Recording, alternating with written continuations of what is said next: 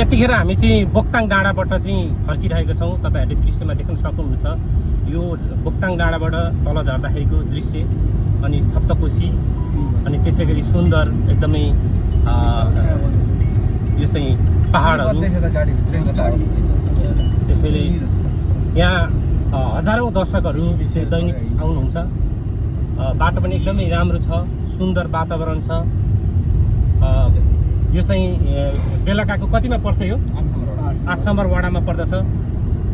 अनि महेन्द्र के अरे मदन भण्डारी राजमार्गबाट उत्तर 4 किलोमिटर तपाईँहरूले यहाँ आउन सक्नुहुन्छ। यो बोक्ताङ डाँडाबाट प्याराग्लाइडिङ लगायत एकदमै तलको कोशी टप्पु, सप्तकोशी लगायत इठरी, विराटनगरका दृश्यहरू यहाँबाट अवलोकन गर्न सक्नुहुन्छ।